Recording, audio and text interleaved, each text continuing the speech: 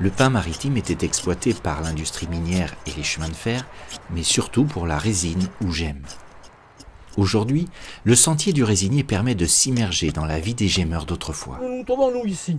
L'historique de cette forêt. C'est en 1845 déjà, première grande transformation des Landes. Les bergers, avec la plantation des pins de Napoléon III, sont devenus résiniers. Chaque résinier avait une cabane, il y passait la semaine. Le métier était très difficile, parce qu'il commençait le matin à 6 h du matin, à la levée du jour, jusqu'à la tombée de la nuit.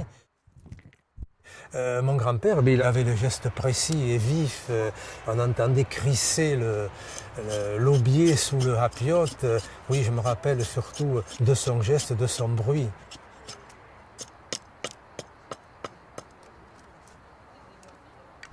L'industrie chimique est alors en plein essor.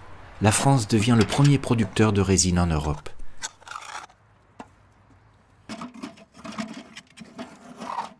Les propriétaires de pins s'enrichissent, mais vont exploiter leurs métayers résineux. Vers 1902, le prix de la résine s'envole.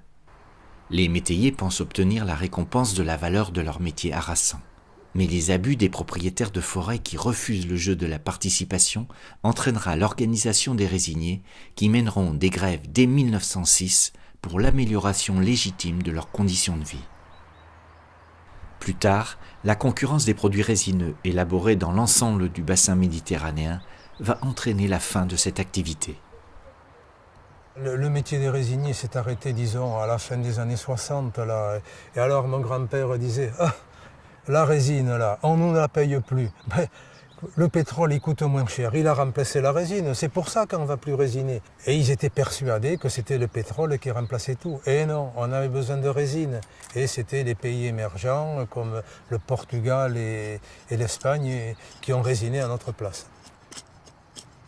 Comme les bergers, les gémeurs vont disparaître en restant dans l'histoire de la grande forêt landaise.